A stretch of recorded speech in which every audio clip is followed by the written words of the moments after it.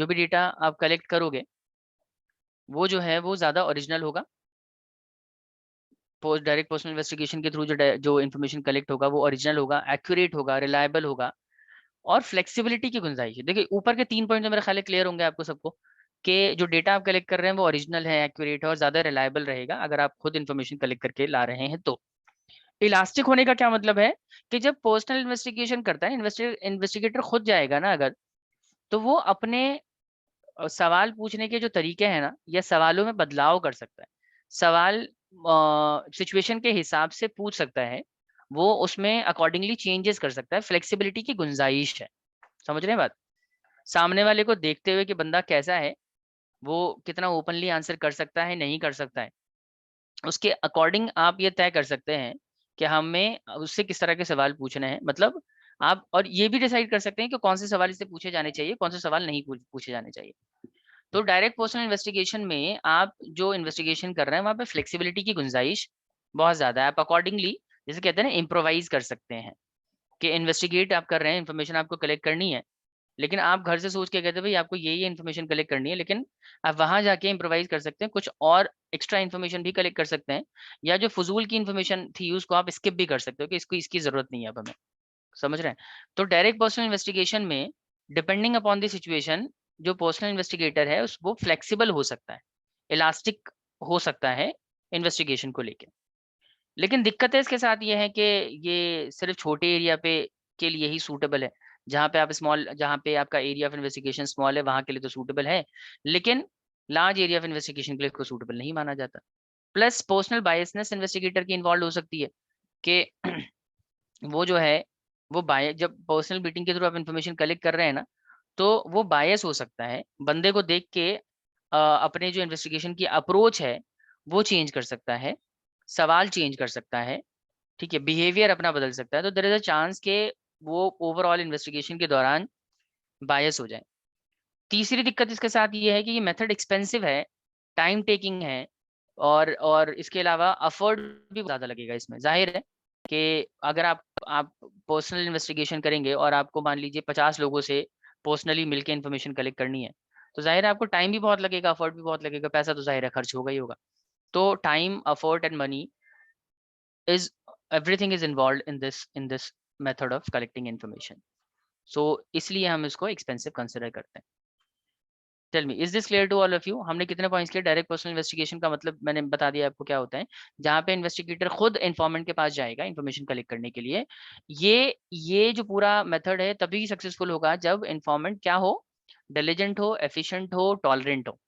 अगर ये सारी क्वालिटीज उसके अंदर हैं तो ज्यादा चांस है कि डायरेक्ट पर्सनल इन्वेस्टिगेशन सक्सेसफुल रहे। सूटेबिलिटी का मैंने बताया कि ज्यादा रिलायबल है, ओरिजिनल है, एक्यूरेसी के ज्यादा चांसेस हैं, ठीक है, और ये सूटेबल है स्मॉल एरिया ऑफ इन्वेस्टिगेशन के लिए। मेरिट्स में सेम ही चीज आ जाती है, रिलायबिलिटी, ओरिजिनलिटी, एक्यूरेसी, ठीक है। और डीमेरिट्स में क्या है कि ये स्मॉल एरिया पे ही अप्लाई होता है, लार्ज पे अप्लाई नहीं होता। बायसनेस हो सकती है from the side of the investigator, और इसके अलावा जो इसमें टाइम और कॉस्ट ना ज्यादा लगेगा कंपैरेटिवली बाकियों के मुकाबले। टेल मी, यहाँ तक आप लोगों को क्लियर है? कुछ पूछना है? क्लियर है। क्लियर है सर। अब आ जाते हैं इनडायरेक्ट ओरल इन्वेस्टिगेशन। इसमें क्या होता है कि आपको जिसके बारे में इन्फॉर्मेशन कलेक्ट करनी, जैसे पहले वाले में क्या था, जिसके बारे में आप इन्फॉर्मेशन कलेक्ट कर रहे हो ना, आप उसके पास जाके इन्फॉर्मेशन लेके आते हैं, वो तो डायरेक्ट हो गया, आप उस बंदे से मिल रहे हैं जिससे इन्फॉर्मेशन आपको कलेक्ट करनी है। मैं ये यहाँ ध्यान से समझिएगा इस बात को, मैं ये नहीं कह रहा कि हमें जिसके बारे में इन्फॉर्मेशन कलेक्ट करनी है आप वहां जा रहे हो, वो तो फिर इंटरनल सोर्स हो जाएगा। हम कह रहे हैं जिस बंदे के पास जानकारी है आप उस बंदे से डायरेक्टली जाके मिलते हैं, उससे इन्फॉर्मेशन लेके आते हैं, तो वो डायरेक्ट पर्सनल इन्वेस्टिगेशन। दूसरा तरीका ये है कि आप जो है उस बंदे जिसके पास जानकारी है आप उससे नहीं मिल रहे, आप किसी और के थ्रू इन्फॉर्मेशन कलेक्ट करते हैं। यहाँ पे भी मीटिंग ही होगी, यहाँ पे भी आपको जाना पड़ेगा, लेकिन इस बार आप जा रहे हैं इन्फॉर्मेंट के पास नहीं, जिसके पास जानकारी है, डायरेक्टली आप उसके पास नहीं जा रहे, बल्कि आप किसी ऐसे बंदे के पास जा रहे हैं जिसके पास उससे रिलेटेड इन्फॉर्मेशन है। मतलब सीधा सीधा कहा जाए तो आप किसी विटनेस के पास जा रहे हैं जिसको उस पर्टिकुलर चीज की जानकारी है, जिसके बारे में आपको इन्फॉर्मेशन कलेक्ट करना है, आप डायरेक्टली उसके पास नहीं जा रहे बल्कि आप किसी विटनेस के पास जा रहे हैं। तो indirect oral investigation is the method by which information is obtained not from the person regarding whom the information is needed. It is collected orally from the other person who are expected to possess the information. The other person is known as the witness. ठीक है, तो जिससे आपको information collect करना है वो हमारा witness है, आप उसके पास जाएंगे, उससे इन्फॉर्मेशन लेके आएंगे, तो ये इनडायरेक्ट ओरल है। सो बेसिकली क्या कहा जाए ना कि अगर आप इन्फॉर्मेंट के पास डायरेक्टली जा रहे हैं तो वो डायरेक्ट पर्सनल हो गया, विटनेस के पास जाएंगे तो डायरेक्ट ओरल हो गया।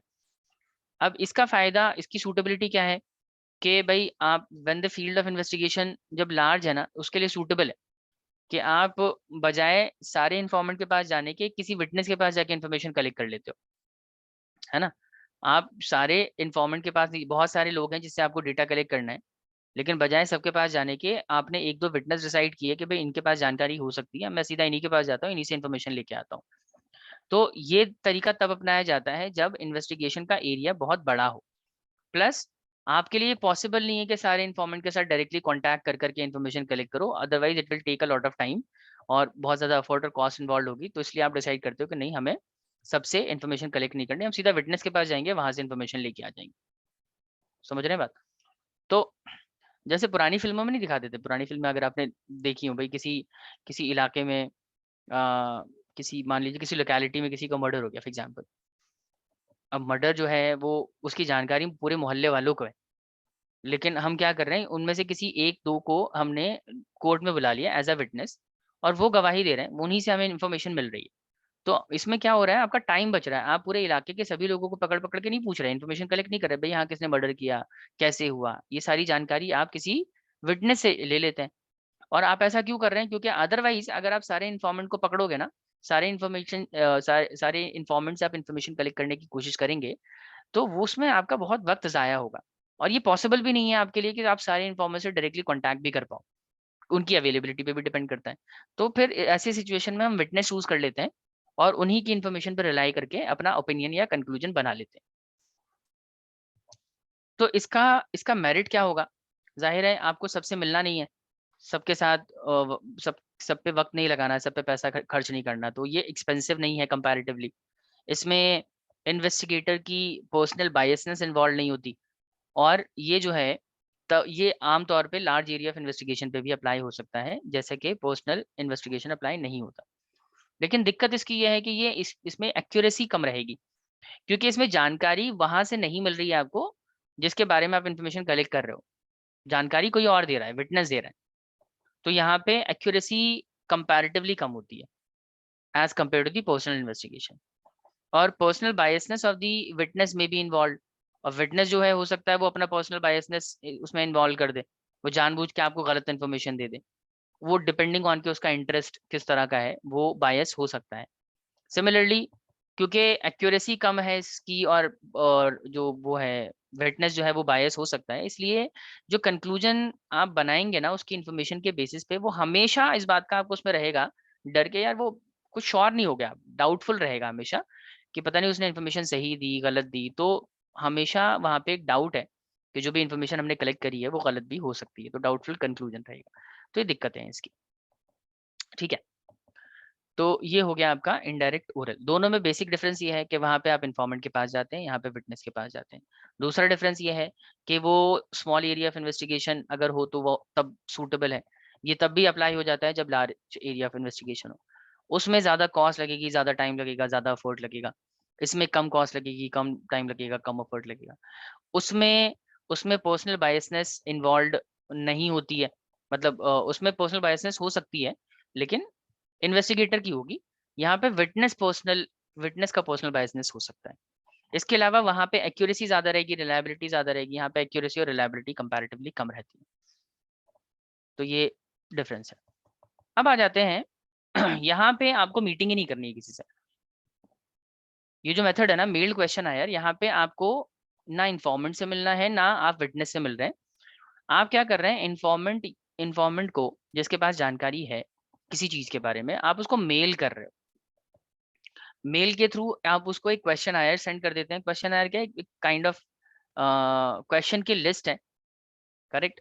क्वेश्चन की लिस्ट आप उसको फॉरवर्ड कर देते हैं मेल के थ्रू इन्फॉर्मेंट को, और सर रिक्वेस्ट करते हैं कि एक पर्टिकुलर टाइम के अंदर अंदर वो उस इन सारे सवालों के आपको जवाब देते, रिप्लाई करते, ठीक है। जो भी क्वेश्चन आया होगा उसके आगे आमतौर पे जगह होती है आंसर लिखने के लिए, या फिर आमतौर पे क्वेश्चन आयर यस और नो के फॉर्म में बनाया जाता है। तो डिपेंडिंग ऑन किसी भी क्वेश्चन का उसका जवाब यस है या नो है, उसके अकॉर्डिंग वो आंसर कर, जैसे मैं आपको दिखाई देता हूँ ना, इस तरीके का कुछ क्वेश्चन आयर होता है। ये this is how question Eyre are made. So इस तरह का एक क्वेश्चन ना, क्वेश्चन का पूरा सेट हम मेल कर देते हैं इन्फॉर्मेंट को। इस क्वेश्चन को, इस पूरे क्वेश्चन आयर को फिलअप करके उसको रिस्पॉन्ड करना होता है मेल के थ्रू। अगर वो मेल के थ्रू करता है या हम उसको मेल के थ्रू भेजते हैं तो इसको कहते हैं mailed questionnaire. So mailed questionnaire में क्या होता है, under this method question Eyre are mailed to the informants, a letter is attached with the question are giving the purpose of the inquiry। तो जब आप question आयर send करते हो ना, जो भी एक बेसिकली डॉक्यूमेंट है या एक जो भी फाइल है जिसमें क्वेश्चंस कंटेन्ड है, उसमें आप उसके साथ एक और लेटर आप अटैच करते हैं कि भाई हम जो है आपको मतलब बेसिकली ये इंफॉर्मेशन हम क्यों चाहते हैं, इंफॉर्मेशन का पर्पस क्या है, ठीक है, ये सारी चीजें आप उसमें मेंशन करते हैं। A letter is attached with the questionnaire giving the purpose of the inquiry. All right. इसके अलावा informant notes the answer against the question and return the completed questionnaire to the investigator. अब informant क्या करता है कि जो भी क्वेश्चनआयर मिला है उसके सामने ही उसके अपने जवाब देता है वो, और फिर वो रिटर्न कर देता है, वो मेल कर देता है इन्वेस्टिगेटर को अपने जवाब, आंसर्स लिख के क्वेश्चनआयर को रिप्लाई कर देता है। ठीक है, अब ये हो गया आपका क्वेश्चनआयर, मेल्ड क्वेश्चनआयर, क्या आपने मेल कर दिया। अब इसका जस्ट अ मिनट, मैंने क्या किया, ये मेरिट्स, ओके। अब आ जाते हैं question Eyre by enumerator. Mail question आयर आप लोगों को समझ आ गया स्पर्श? Yes, sir. I guess. Okay, now questionnaire by enumerator क्या चीज है कि यहाँ पे आप क्या कर रहे हो कि आप क्वेश्चन आयर ही भेज रहे हैं रेस्पोंडेंट को या इन्फॉर्मेंट को, लेकिन इस बार आप उसको मेल नहीं कर रहे, आप क्या कर रहे हैं, उसको आपका जो एन्यूमरेटर है उसको उसके थ्रू भिजवा रहे हैं। कि आपका एन्यूमरेटर है उसको आप क्वेश्चन आयर बना के देते हैं और इससे कहते हैं कि जाओ एक पर्टिकुलर पर्सन रिस्पोंडेंट के पास जाइए, इन्फॉर्मेंट उसको बताते हैं किसके पास जाना है, वो उसके पास जाएगा और उससे कहते हैं कि ये सवाल है मेरे, इन सवालों के जवाब आपको लेके आना है। तो एन्यूमरेटर जो है उसको डॉक्यूमेंट दिखाएगा, वो क्वेश्चन आयर दिखाएगा किसको, रिस्पोंडेंट या इन्फॉर्मेंट को, उसको बताएगा कि सर मैं, मेरे को इस इन्वेस्टिगेटर ने भेजा है और ये पर्पस है, हम इस बारे में सर्वे कर रहे हैं या इन्फॉर्मेशन कलेक्ट कर रहे हैं और आपको ये इन सवालों के जवाब देने हैं।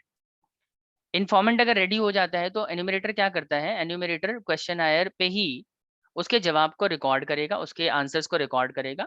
कौन कर रहा है इस बार, एन्यूमरेटर खुद कर रहा है, लेके भी एन्यूमरेटर क्या था, आंसर्स भी एन्यूमरेटर ही रिकॉर्ड कर रहा है और उसके बाद उन आंसर्स को रिकॉर्ड करके वो वापस से इन्वेस्टिगेटर के पास आके वो बेसिकली क्वेश्चन आयर दे देगा that contains the answer this time.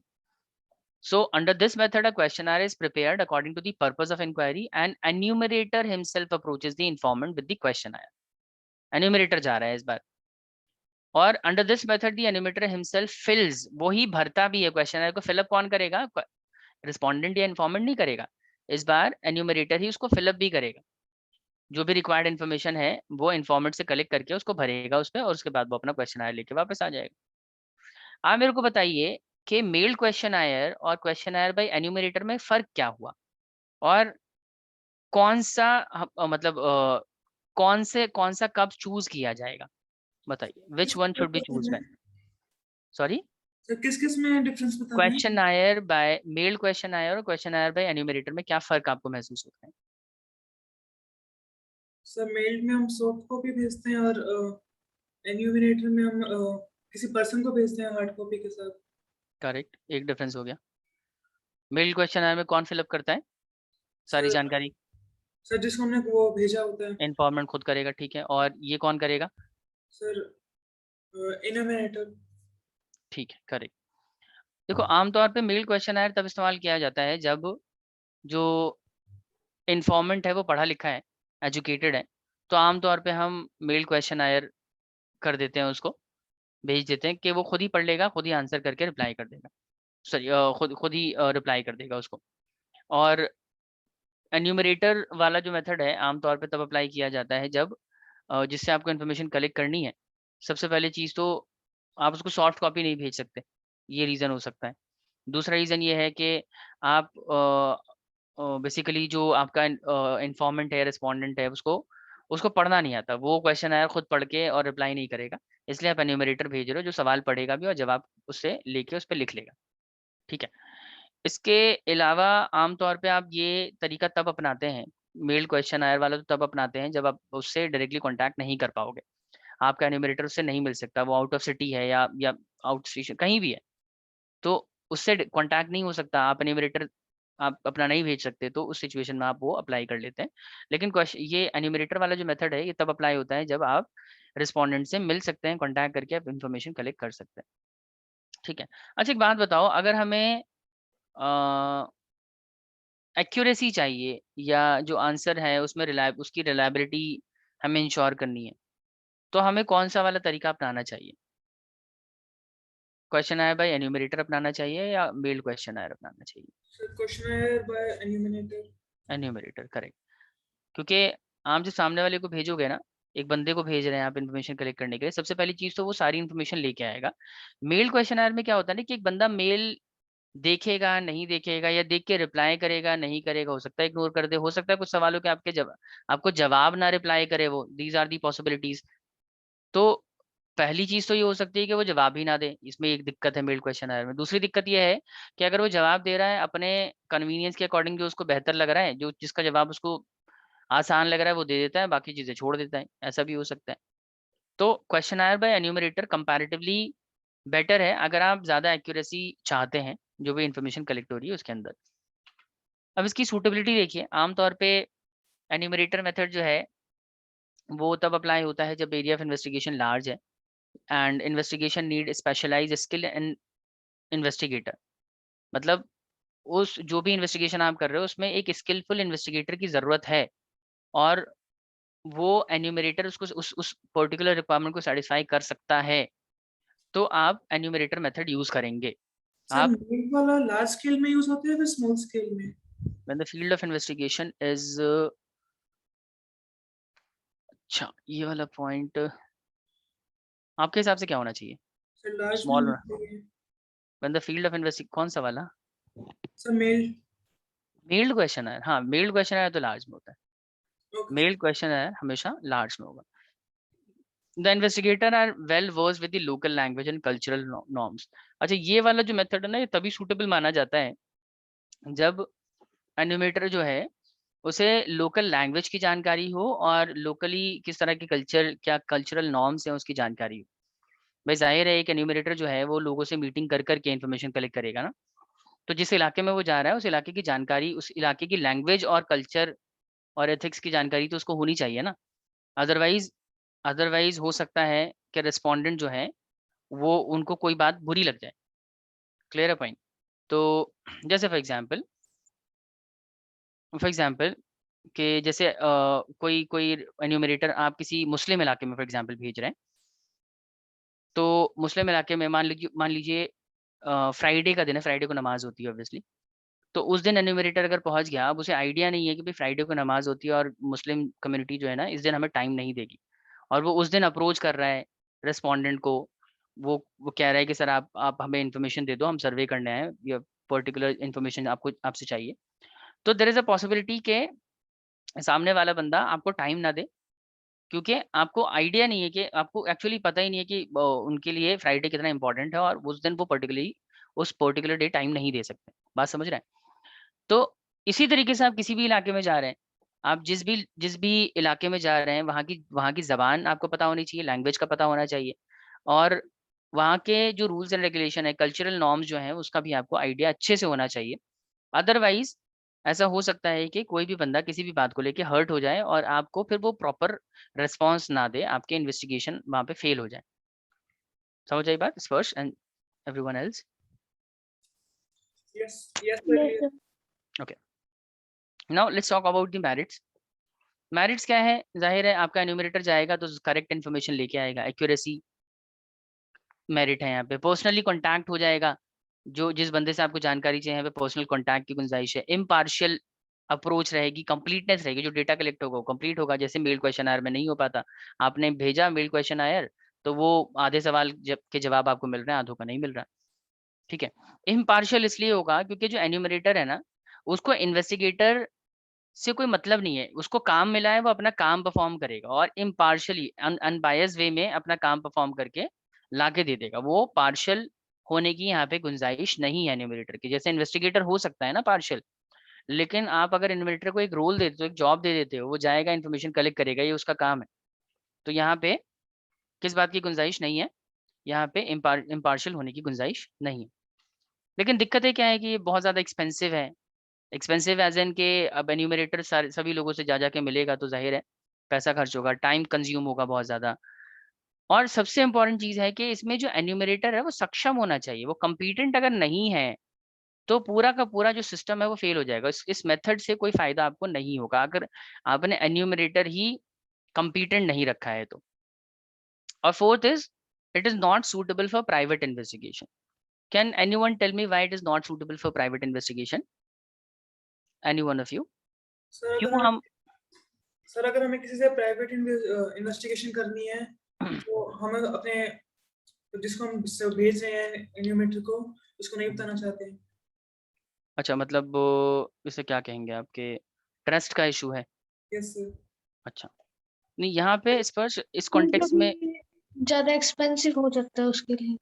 हाँ यहाँ पे ना प्राइवेट एंटिटी के कॉन्टेक्स्ट में बात हो रही है कि अगर एक प्राइवेट एंटिटी है और वो particular kind of information collect करना चाहती है, आप उसको एन्यूमरेटर मेथड सजेस्ट नहीं करेंगे आमतौर पे, उनके लिए सूटेबल नहीं है। क्योंकि एन्यूमरेटर मेथड में ना बहुत ज्यादा खर्चा होता है, क्योंकि आपको बहुत सारे एन्यूमरेटर्स अपॉइंट करने पड़ेंगे, हायर करने पड़ेंगे, उनको काम पे लगाना पड़ेगा, तो बहुत ज्यादा सैलरी वेजेस ये जो भी आपको देना पड़ेगा उनको। तो this will take a lot of time as well as lot of expense will be incurred. So आमतौर पे इसलिए हम प्राइवेट इन्वेस्टिगेशन के लिए इसको सजेस्ट नहीं करते। इसीलिए एन्यूमरेटर मेथड ना सरकार ही आमतौर पे आपको फॉलो करती हुई नजर आएगी। सरकारी काम में enumerator method of collection of data use करते हैं हम आमतौर पे। प्राइवेट कंपनीज इस तरीके को आमतौर पे नहीं अपनाती जनरली, क्योंकि ये बहुत ज्यादा टाइम टेकिंग हो जाएगा। प्राइवेट कंपनीज क्या करती है इन्फॉर्मेशन कलेक्ट करने के लिए, आमतौर पे वो मेल्ड क्वेश्चन आयर का इस्तेमाल करते हैं। क्या आपने देखा होगा, आपके मेल पे बहुत सारे सर्वेज आ जाते हैं, बहुत सारा सर्वे आएगा, जहाँ पे आपसे अलग अलग तरह के, कई दफा आप विजिट करते हैं अलग अलग वेबसाइट, तो वहाँ पे आपको किसी प्रोडक्ट से रिलेटेड आपने देखा ही होगा, या इनफैक्ट कभी कभी आपने सर्वे में पार्टिसिपेट भी किया होगा। तो प्राइवेट कंपनीज क्या करती हैं आमतौर पे, मेल्ड क्वेश्चन आयर या ऑनलाइन सर्वे का इस्तेमाल करके इन्फॉर्मेशन कलेक्ट करना प्रेफर करती हैं as compare to the enumerators method. Otherwise this will take a lot of time, effort as well as cost. Sparsh अभी क्लियर है? Yes sir. So this is how the questionnaire is made. तकरीबन कुछ इसी तरह का लगता है। अलग अलग कंपनीज अलग अलग तरह का, अलग अलग इन्वेस्टिगेटर अलग अलग तरीके से क्वेश्चन आयर बना सकते हैं depending upon the purpose of the investigation. तो आगे चल रहे हैं। अच्छा, ये हम कर चुके हैं प्राइमरी और सेकेंडरी डेटा में क्या फ़र्क होता है, ये मैंने बता दिया था आपको। इसके बाद हमने सर्वे भी कर लिया था। सर्वे दो तरह का होता है, सेंसस और सैम्पलिंग मेथड। तो सेंसस मैंने बताया था, जब आप किसी भी पॉपुलेशन साइज में जितने आइटम हैं उन सबको अगर चेक करते हैं, उन सबसे इंफॉर्मेशन कलेक्ट करते हैं वन बाय वन, तो उसको हम सेंसस मेथड कहेंगे। और सेंसस मेथड आमतौर पे तब सूटेबल रहता है जब एरिया ऑफ इन्वेस्टिगेशन स्मॉल हो। ये सब हम डिस्कस कर चुके हैं। इसके मेरिट डिमेरिट्स भी आपको बता दिए थे मैंने।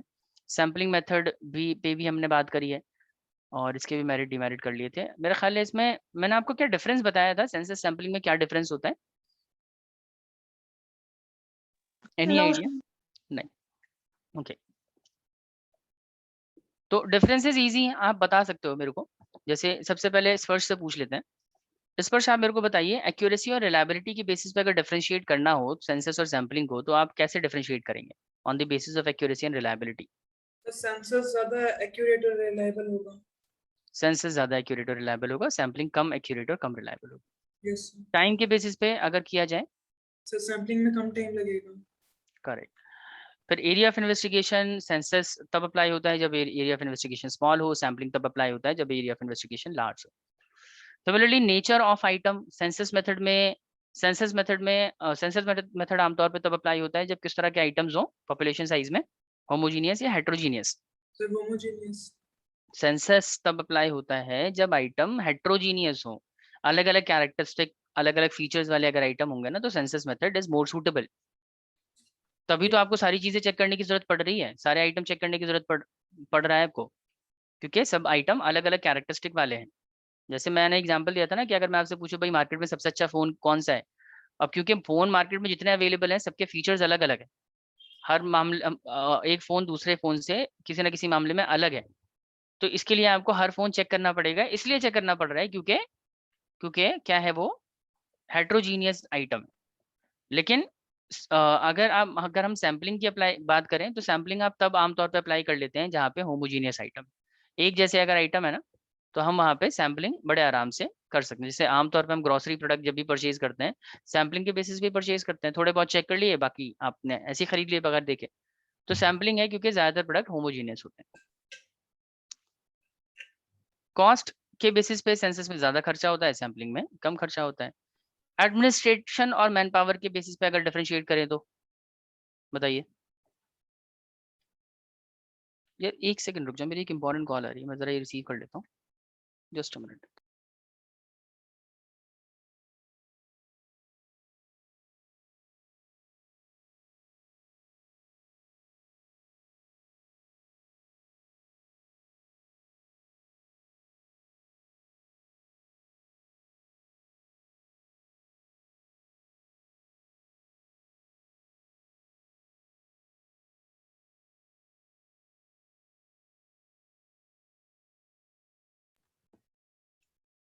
हाँ जी, तो एडमिनिस्ट्रेशन और मैन पावर की अगर हम बात करें, सैम्पलिंग को मैनेज करना आसान है, एडमिनिस्ट्रेशन ईजी है, मैन पावर भी उसमें आपको कम लगेगी एज कम्पेयर टू सेंसस। चले अब आ जाते हैं सैम्पलिंग कितने तरह की होती है। देखिए सैम्पलिंग को हम प्राइमरीली दो हिस्सों में कैटेगराइज कर सकते हैं, एक होती है रैंडम सैम्पलिंग, फिर होती है नॉन रैंडम सैम्पलिंग। पहले रैंडम सैम्पलिंग के बारे में बात करेंगे। रैंडम सैम्पलिंग में first of all there is simple random and restricted sampling. Simple random sampling और restricted sampling. Restricted sampling has been further categorized as stratified, systematic, cluster, or non-random sampling is further categorized as the judgment sampling, convenient sampling, quota sampling. All of these are considered as the non-random sampling. तो एक एक करके हम सब पे बात कर लेते हैं। सबसे पहले बात करते हैं सिंपल रैंडम सैम्पलिंग का क्या मतलब है। देखिए सिंपल रैंडम सैम्पलिंग का मतलब होता है कि जितने भी जो भी पॉपुलेशन है, जो भी पॉपुलेशन साइज है, उसमें जितने आइटम्स हैं, अगर आप उनमें से किसी भी आइटम को पिक कर लेते हैं, ऐसे रैंडमली पिक कर लेते हो, और उसी के बेसिस पे आप अपना डिसीजन लेते हैं या कंक्लूजन या ओपिनियन बनाते हैं, उसको हम कहते हैं सिंपल रैंडम सैम्पलिंग। जैसे जैसे मैंने लास्ट क्लास में एग्जांपल लिया था, अगर आपको याद हो, कि सपोज अगर मैं चार्टर्ड अकाउंटेंट हूँ और अगर मैं किसी कंपनी में किसी कंपनी के बुक्स ऑफ अकाउंट को ऑडिट करने जाता हूँ, है ना, किसी कंपनी के बुक्स ऑफ अकाउंट चेक करता हूँ, तो अब बुक्स ऑफ अकाउंट आमतौर पे प्रिपेयर होते हैं इनवॉइसेस के बेसिस पे, है ना, परचेज इनवॉइस और सेल्स इनवॉइस वगैरह के बेसिस पे। तो सेल्स इनवॉइस और परचेज इनवॉइसेस की वैल्यू को ही बुक्स ऑफ अकाउंट में रिकॉर्ड किया जाता है। तो बुक्स ऑफ अकाउंट को सही से प्रिपेयर किया गया है नहीं किया गया, वो बुक्स ऑफ अकाउंट किसी भी कंपनी के ट्रू और फेयर व्यू को रिफ्लेक्ट कर रहे हैं नहीं कर रहे हैं, उसके लिए मुझे क्या करना पड़ेगा, उसके लिए मुझे जो इनवॉइसेस हैं उनको चेक करना पड़ेगा, करेक्ट। लेकिन अब एक एक कंपनी है ना, कंपनी बहुत तरह साल भर में कई सारे इनवॉइसेस बनाती है। इनवॉइसेस सेल्स के लिए अलग, परचेज के लिए अलग इनवॉइसेस हैं उनके पास। अब मेरे को बताओ, मान लो अगर किसी कंपनी के पास 1000 या 10,000 इनवॉइसेस, फॉर एग्जांपल छोटा कर लेते हैं, 1000 इनवॉइसेस हैं, तो अगर मैं 1000 इनवॉइसेस बैठ के चेक करूंगा कि इन इनवॉइसेस की वैल्यू को प्रॉपर्ली रिकॉर्ड किया गया है नहीं किया गया, तो आपको नहीं लगता बहुत ज्यादा हैक्टिक हो जाएगा मेरे लिए? यस। तो मैंने क्या डिसाइड किया, मैंने कहा यार ऐसा है, कुछ कुछ ऐसे रेंडमली पिक कर लेंगे और उसी के बेसिस पे चेक कर लेंगे। अगर उन रैंडम सैंपल्स की वैल्यू को अगर प्रॉपर्ली, रैंडम इनवॉइसेस की वैल्यू को अगर प्रॉपर्ली रिकॉर्ड किया गया होगा बुक्स ऑफ अकाउंट में, तो मैं प्रिज्यूम कर लूंगा कि बाकी सारे वैल्यूज को भी, सारे इनवॉइसेस को भी अच्छे से रिकॉर्ड किया गया होगा। समझ रहे हैं बात? तो इसे क्या कहते हैं, हम रैंडम सैम्पलिंग अप्लाई कर रहे हैं। हम कोई सा भी पिक कर रहे हैं, उसके बेसिस पे हम डिसाइड कर रहे हैं कि इन्फॉर्मेशन सही है या नहीं। This is it. उसी के बेसिस पे हम अपना ओपिनियन या कंक्लूजन ड्रॉ करेंगे। Is it clear everyone? Simple random sampling clear है सबको? Yes sir. तो सर इसको एक और आप बात बता दूं, सिंपल रैंडम सैम्पलिंग, जैसे स्पर्श आप लॉटरी वाला सिस्टम देखा है तुमने? जैसे आपने, मैंने ना क्या किया, एक एक बाउल में आप सबके नाम की एक पर्ची बना के मैंने उसमें डाल दी। उसमें स्पर्श है, चेतना है, अक्षिता, नायशा, अन्वी, ये सब इन सारे नामों को ना मैंने एक बाउल में, और भी बहुत सारे स्टूडेंट्स हैं उनके नाम को मैंने एक बाउल में लिखा लिखा और एक पर्ची पे लिखा, अलग अलग पेपर्स पे लिख के बाउल में डाल दिया।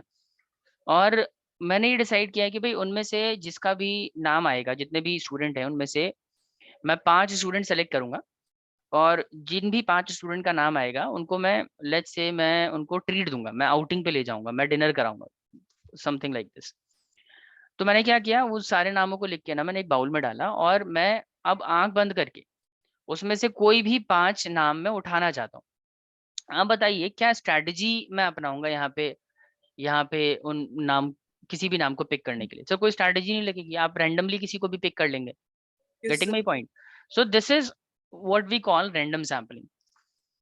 तो रैंडम सैम्पलिंग क्या है कि जब आप टोटल ओवरऑल पॉपुलेशन साइज में से कोई भी आइटम आप रेंडमली सेलेक्ट करते हो ना, अंधाधुंध सेलेक्ट करते हैं, that is called simple random sampling. और सिंपल रैंडम सैम्पलिंग में आप मेरे को बताओ, क्या इन्वेस्टिगेटर के बायस होने का चांस है?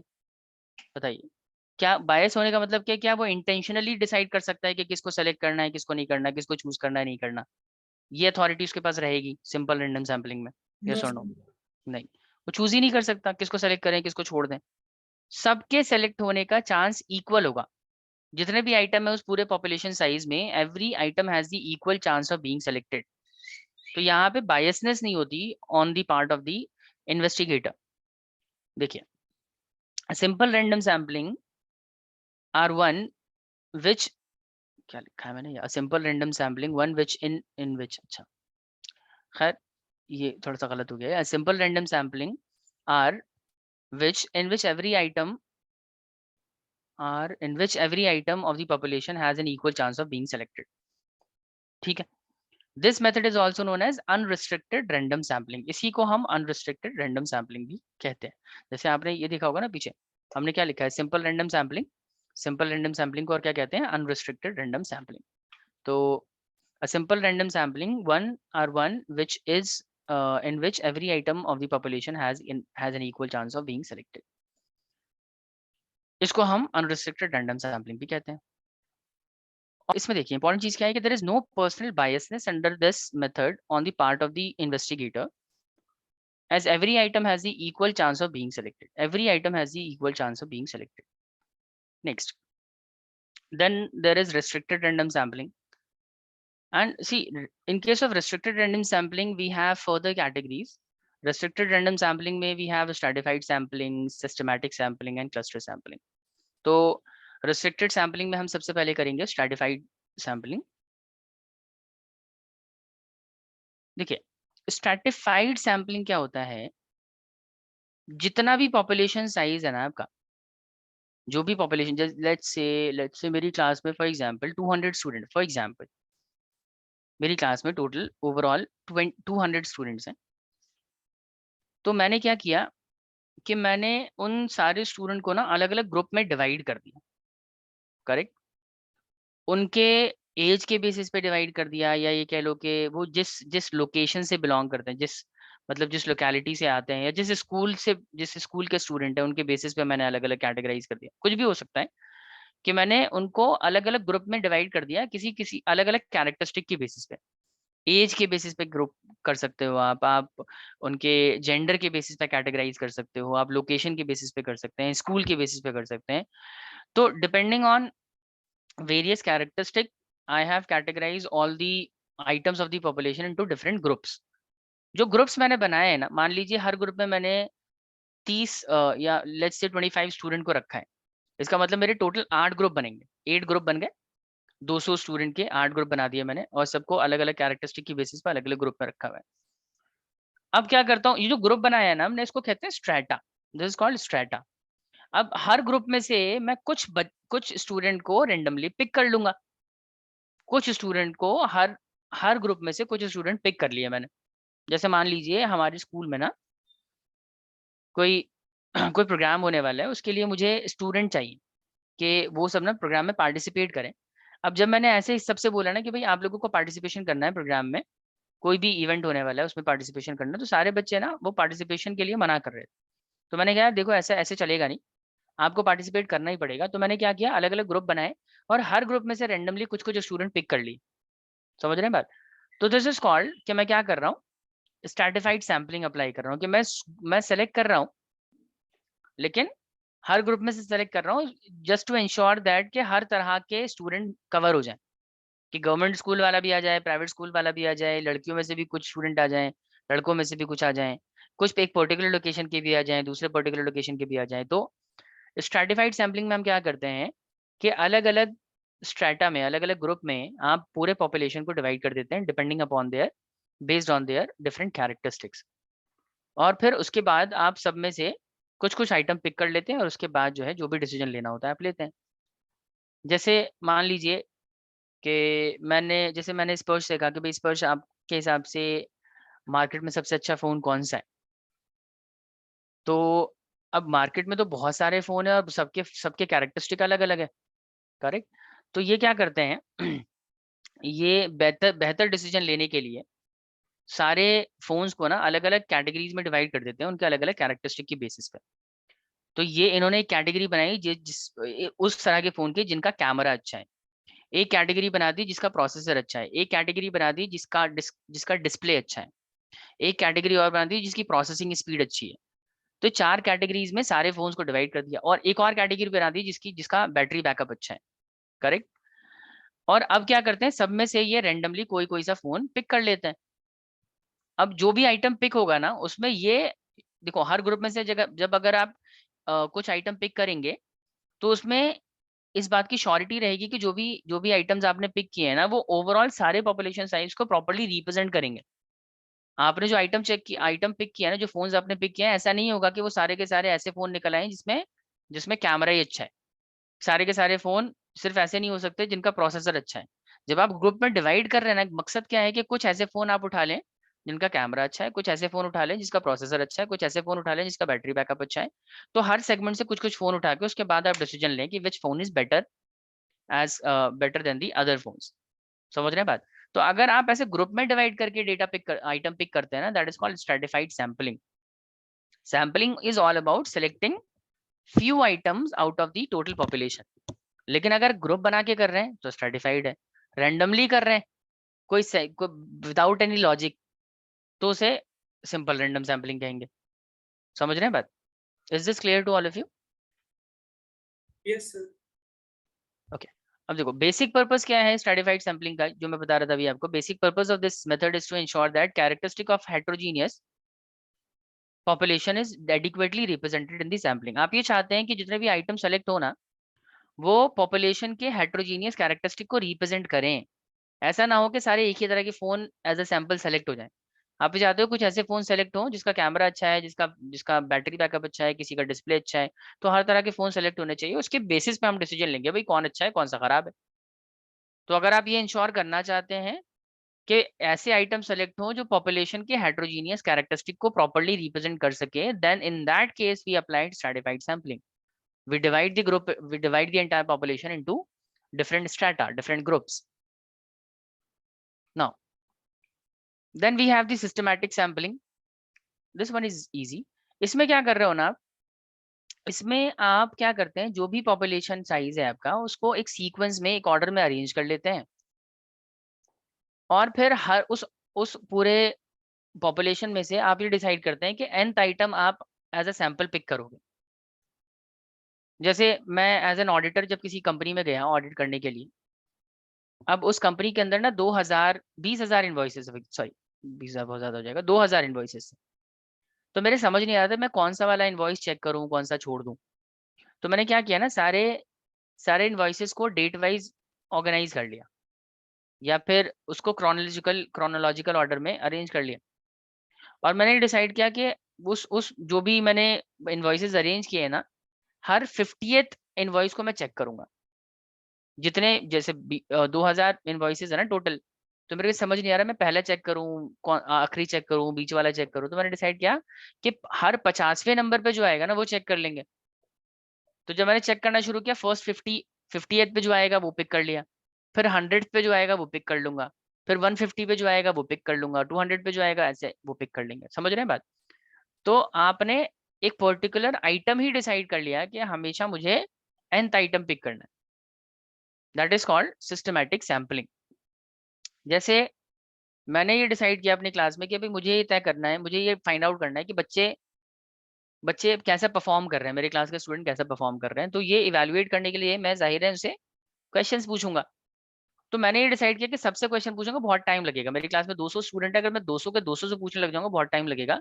तो मैंने कहा कि मेरी क्लास में जो हर 10वां स्टूडेंट बैठा है ना, या रोल नंबर वाइज मैं सपोज पूछता हूँ, रोल नंबर वाइज पूछते हैं, और जो 10th पे आता है ना उससे हम सवाल पूछ लेंगे। उसका जैसा भी जवाब आएगा उसी की बेसिस पे कंक्लूजन बना लेंगे कि बच्चे पढ़ाई कर रहे हैं नहीं कर रहे। तो मैंने अपनी क्लास में जो 10th रोल नंबर है जिसका, उससे सवाल पूछा, फिर 20th वाले से पूछा, फिर 30th वाले से पूछा। आप समझ रहे हो कि मैंने एक गैप डिसाइड कर रखा है पहले से कि भाई हर बार ना इस नंबर पे जो आइटम आएगा ना उसी से मेरे को इंफॉर्मेशन कलेक्ट करनी है। बताइए, ये क्लियर है स्पर्श? यस सर, क्लियर है सर। ठीक है। Systematic sampling restricted random sampling का एक टाइप है ना?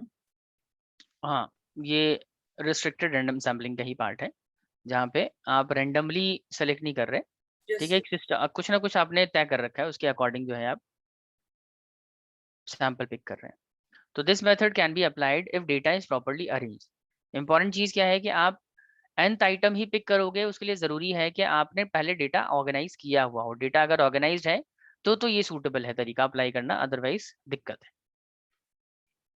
तीसरा है cluster sampling. Cluster sampling is very much like the stratified sampling. Cluster sampling भी स्ट्रैटिफाइड सैम्पलिंग की तरह ही होता है, थोड़ा सा फर्क है।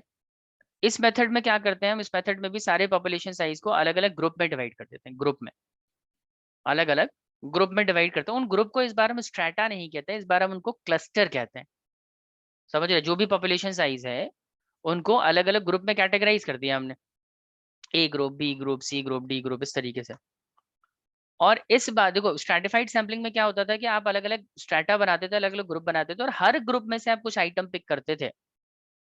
इस बार क्या किया कि आपने ग्रुप बनाया है, लेकिन एक अलग अलग ग्रुप बना के कोई एक ग्रुप आप रेंडमली पिक करोगे, या कुछ ग्रुप आप रेंडमली पिक कर रहे हैं। जैसे मेरी क्लास में 200 स्टूडेंट है, मैंने 10-10 स्टूडेंट का ग्रुप बना दिया, और मुझे डिसाइड करना है कि कौन से स्टूडेंट का पार्टिसिपेशन होगा प्रोग्राम में। तो अब बच्चे तो डिसाइड कर नहीं पा रहे थे, तो मैंने क्या किया, क्लस्टर बनाया, अलग अलग ग्रुप बनाए, ABCDEFG इस तरीके से 10 ग्रुप बनाए मैंने, और उसमें से 4 ग्रुप मैंने ऐसे रेंडमली पिक कर लिए, पूरे पूरे ग्रुप उठा लिए। उसमें से कुछ स्टूडेंट नहीं, पूरा group, A group, B group, C group, ऐसे मैंने 4 ग्रुप जो है अलग कर लिए। मैंने कहा भाई ये पार्टिसिपेट करेंगे, बाकी पार्टिसिपेट नहीं करेंगे। डन। समझ रहे हैं बात? तो क्लस्टर सैम्पलिंग में अनलाइक स्ट्रैटिफाइड सैम्पलिंग, हम आइटम सेलेक्ट नहीं करते हर ग्रुप में से, हम पूरा का पूरा ग्रुप ही सेलेक्ट कर लेते हैं। ये डिफरेंस है क्लस्टर और स्ट्रैटिफाइड सैम्पलिंग में। बताइए, ये क्लियर है स्पर्श? Is this clear? सर ये बोला एक बार दोबारा बता दो, ग्रुप कैसे है? यार देखो, आपके पास जितना भी डेटा है, आप क्या कर रहे हो उनको जैसे मान लीजिए, मैं अपना वही वाला एग्जांपल लेते हैं कि मैं ऑडिट करने गया किसी कंपनी में। अब उनके पास ना इन्वॉइसेस है, 2000 इन्वॉइसेस है। तो मैंने क्या किया, मैंने सारे इन्वॉइसेस को 4 कैटेगरी में डिवाइड किया। मैंने कहा कि भाई ऐसे कितने इन्वॉइसेस हैं जिनमें बिलिंग 5000 से कम की है, कितने इन्वॉइसेस हैं जो 5000 से 10,000 के बीच की बिलिंग वाले इन्वॉइसेस हैं, 10,000 से 50,000 वाले कितने हैं, और 50,000 से 1,00,000 वाले कितने हैं। ऐसे 4 हिस्सों में मैंने 2000 इन्वॉइसेस को डिवाइड कर दिया। समझ आ रही है बात? और अब मैंने क्या किया, मैंने कोई एक उनमें से कोई एक ग्रुप या कुछ ग्रुप उठा के मैंने एज अ सैंपल ले लिया। सबको नहीं चेक कर रहे ना, सब में से हम थोड़े थोड़े आइटम ले रहे हैं। मान लो मैंने कौन सा ग्रुप उठाया, मैंने मान लीजिए वो इन्वॉइसेस का ग्रुप उठा लिया जिसमें 5,000 तक के, 5 से 10,000 तक के ट्रांजेक्शन को रिकॉर्ड किया गया। क्या सर, अब समझ आ गया। ठीक है, तो this is called cluster sampling. अब आ जाते हैं, इसके बाद है देखो रिस्ट्रिक्टेड रैंडम सैम्पलिंग हो गया हमारा, रैंडम सैम्पलिंग, सिंपल रैंडम भी हो गया, नॉन रैंडम सैम्पलिंग आ जाता है। और नॉन रैंडम सैम्पलिंग में मैंने आपको बताया है 3 होते हैं इसके अंदर। नॉन रैंडम में जजमेंट सैम्पलिंग, कन्वीनियंट सैम्पलिंग और कोटा सैम्पलिंग। तो देखिए,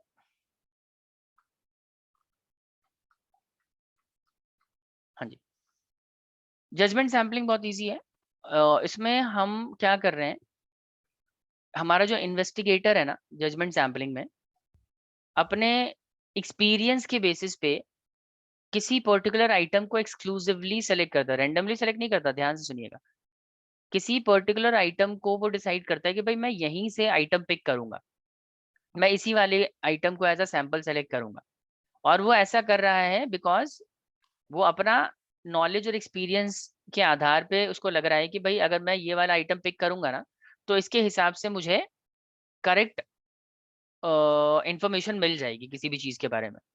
तो अगर एक इन्वेस्टिगेटर एक्सक्लूसिवली किसी एक पर्टिकुलर आइटम को सेलेक्ट करता है और बाकियों को अवॉइड कर देता है बेस्ड ऑन हिज जजमेंट, उसको ऐसा लग रहा है कि भाई ये वाला जो है इसको चूज करने से मुझे बेहतर आंसर मिलेगा, तो that is called judgement sampling. Under this method the choice of item depends upon exclusively on the judgement of the investigator. So the selection under this method is deliberate and it can be biased. तो ये बायस भी हो सकता है, और जाहिर है deliberate मतलब अपनी मर्जी से कर रहा है ना बंदा, तो डेलिब्रेट है, और it can also be biased. तो इसमें क्या होता है कि इसमें किसी और के इंक्लूड होने का चांस बिल्कुल नॉमिनल रहता है। जिसको जिसको इन्वेस्टिगेटर सेलेक्ट करना चाहता है ना, वही सेलेक्ट होगा, बाकियों का चांस जो है वो नहीं है। जैसे याद होगा सिंपल रैंडम सैम्पलिंग में हम क्या कर रहे थे, सिंपल रैंडम सैम्पलिंग में तो अंधाधुंध जो है इन्वेस्टिगेटर आइटम सेलेक्ट कर रहा था, है ना। तो वहां पे हर आइटम के सेलेक्ट होने का चांस इक्वल था। यहाँ पे इन्वेस्टिगेटर आइटम सेलेक्ट कर रहा है, कैसे, वो रैंडमली नहीं कर रहा, एक्सक्लूसिवली वो डिसाइड कर रहा है, इंटेंशनली डिसाइड कर रहा है कि भाई मुझे यही वाला आइटम सेलेक्ट करना है। तो यहाँ पे the chance of inclusion of some item in the sample is very high while that of the other is very low. समझे बात, कि जैसे मैंने मैंने बोला कि भाई मैं अपने क्लास के कुछ बच्चों को ट्रीट दूंगा, फॉर एग्जाम्पल, जैसे हम एग्जाम्पल ले रहे थे कि मैं कुछ बच्चों को डिनर पे लेके जाऊंगा, और डिनर पे किन को लेके जाऊंगा, अगर मैं ऐसे बाउल में नाम पर्ची पे लिख के डालता हूँ फिर सेलेक्ट करता हूँ, that is called simple random sampling apply कर रहा हूँ। लेकिन मैंने ऐसे सेलेक्ट कर लिया कि मैं स्पर्श को लेके जाऊंगा, चेतना को लेके जाऊंगा, अक्षता को इस तरीके से मैंने बोल दिया, समझ रहे हैं। तो दिस इज कॉल्ड के ये बायस्ड अप्रोच है। और क्योंकि मैंने इंटेंशनली एक्सक्लूसिवली डिसाइड कर लिया कि किसको मेरे को लेके जाना है, तो इसमें बाकियों के सेलेक्ट होने का चांस बहुत ना के बराबर है। तो chance of inclusion of some item in the sample is very high while that of the other is very low. So this method is also known as purposive sampling. जाहिर है इसका नाम purposive sampling क्यों ही पड़ा होगा, क्योंकि इसमें on with purpose जो है इन्वेस्टिगेटर आइटम सेलेक्ट करता है। Next is non random sampling में कोटा सैम्पलिंग। कोटा सैम्पलिंग में क्या होता है कि under this method item of the population है सब डिवाइडेड इनटू वेरियस ग्रुप्स। इसमें भी क्या होता है, ग्रुप बन जाते हैं, और हर ग्रुप का ना एक परसेंटेज फिक्स हो जाता है। जैसे स्ट्रैटिफाइड सैम्पलिंग में हम ग्रुप बना रहे थे ना, याद होगा, ABCD इस तरीके से ग्रुप बनाते हैं, और हर ग्रुप में से कुछ आइटम पिक कर लेते हैं, रेंडमली करते हैं वो, हर ग्रुप बना के आप रेंडमली कुछ आइटम पिक कर रहे हैं। यहाँ पे क्या हो रहा है कि आप ग्रुप बना रहे हैं, और हर ग्रुप में ना आपने एक परसेंटेज डिसाइड कर रखा है कि हर ग्रुप में से 20% आइटम को एज ए सैंपल सेलेक्ट करना है। उसमें कोटा डिसाइडेड है, हर ग्रुप का कोटा डिसाइडेड है, भाई इस ग्रुप में से 20 आएंगे, इस ग्रुप में से 20 आएंगे, इसमें से 20 आएंगे, इसमें से 30 आएंगे। हर ग्रुप के लिए आपने एक पर्टिकुलर परसेंटेज फिक्स कर रखा है। This is called quota sampling. So quota sampling, stratified sampling, cluster sampling एक दूसरे से मिलते जुलते हैं, लेकिन फर्क क्या है, स्ट्रैटिफाइड सैम्पलिंग में आप ग्रुप बना के हर ग्रुप में से रेंडमली आइटम सेलेक्ट करते हैं। कोटा सैम्पलिंग में आप ग्रुप बना के परसेंटेज के हिसाब से सेलेक्ट करते हैं।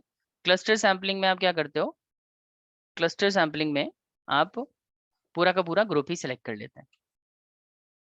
फिर आ जाता है last convenience sampling, non random में ही लास्ट है ये। कन्वीनियंस सैम्पलिंग का मतलब होता है कि जहां पे इन्वेस्टिगेटर अपने कन्वीनियंस का ध्यान रखते हुए आइटम सेलेक्ट करता है ना, that is called convenience sampling. जैसे फॉर एग्जांपल मैंने स्पर्श से कहा कि भाई तुम्हें ना अपने इलाके में किसी 10 रिटेलर्स के बारे में इंफॉर्मेशन कलेक्ट करनी है। आपको उन रिटेलर्स का पता करना है कि उनकी सेल्स क्या है, रेवेन्यू क्या है, प्रॉफिट क्या है, वो उनके यहाँ कितने लोग काम करते हैं, ठीक है, कितने कस्टमर्स को वो सर्व करते हैं महीने भर में, ये इन्फॉर्मेशन कलेक्ट करके लानी है। अब 10 रिटेलर्स से ये इन्फॉर्मेशन कलेक्ट करनी है। अब 10 का मतलब 10 तो पूरे पूरे इसके जहाँ ये रहते हैं, जहाँ स्पर्श रहते हैं, पूरे लोकेलिटी में 10 रिटेलर्स ऐसा हो सकता है कि ये अपने घर के आसपास वाले ही रिटेलर से जाके पूछ ले, या ऐसा भी हो सकता है कि ये 10 किलोमीटर के रेडियस से 1-1 किलोमीटर के डिफरेंस पे जाके सबसे रिटेलर सेलेक्ट करे, वहां से इन्फॉर्मेशन कलेक्ट करके लाए। दोनों ही पॉसिबल है। लेकिन ये क्या करते हैं, ये कहते हैं यार कौन इतनी दूर दूर जाएगा, मेरी लोकेलिटी तो पूरे 10 किलोमीटर के रेडियस में फैली हुई है, तो मैं काम करता हूँ अपने घर के आसपास 10 दुकानें उठाते हैं, वहां से इन्फॉर्मेशन कलेक्ट करके सर को दे देता हूँ। आप समझ रहे हो ये कौन सा मेथड अप्लाई कर रहे हैं इन्फॉर्मेशन कलेक्ट करने के लिए? Convenience sampling. यहाँ पे इन्वेस्टिगेटर ना अपने कन्वीनियंस के हिसाब से, जो उसको कन्वीनियंट लग रहा है उसके हिसाब से इन्फॉर्मेशन कलेक्ट कर रहे हैं, सो कन्वीनियंट सैम्पलिंग कहते हैं इसको। समझ आया सबको यहाँ तक? Yes sir. Okay, so guys आज की क्लास में इतना ही करेंगे हम लोग। आज हमने बहुत सारा डिस्कशन कर लिया, ऑलमोस्ट ये चैप्टर खत्म ही हो गया। स्टैटिस्टिकल इंक्वायरी पे हम बात करेंगे अगली क्लास में। तो इसमें मैंने आज ये सब कर लिया है हमने, प्राइमरी डेटा के अलग अलग सोर्सेज क्या होते हैं, और फिर मैंने आपको सैम्पलिंग मेथड क्या है अलग अलग, उस पर भी हमने बात कर ली है। ठीक है, चलें फिर आज की क्लास में इतना ही। नेक्स्ट क्लास में आप लोगों से मुलाकात होती है फिर। Till then take care everyone, goodbye. Next class, हाँ नेक्स्ट क्लास सैटरडे होगी और हम लोग सेकेंड टर्म का सिलेबस स्टार्ट करेंगे। सर ये वाला चैप्टर और कितनी क्लासेस में खत्म हो जाएगा? बस ये स्टैटिस्टिकल एरर इसमें बचा हुआ है बस। मतलब 15 मिनट या 20 मिनट का डिस्कशन और है इसमें, उसके बाद खत्म है। सर तो बस सैटरडे को चैप्टर कंप्लीट करा देना पहले। या सैटरडे में मैं चाहता हूँ कि क्योंकि सब ज्वाइन करेंगे तो हम सेकंड टर्म का ही करें। ज़्यादा कुछ है नहीं इस पर, हम प्रोबेबली इसको करते हैं नेक्स्ट थर्सडे करते हैं, ठीक है। और 10-15 मिनट डिस्कशन करने के बाद फिर दूसरा चैप्टर भी स्टार्ट कर लेंगे उस दिन। Okay sir. हाँ जी, कोई सवाल पूछ रहा था? अनवी, अक्षिता, एनीवन? हो गया सर। हो गया। तो अनवी हम लोग सैटरडे स्टार्ट कर रहे हैं सेकंड टर्म, तो probably we will be starting a new chapter in micro economics that will be production function. Okay, alright sir. Alright, चलो।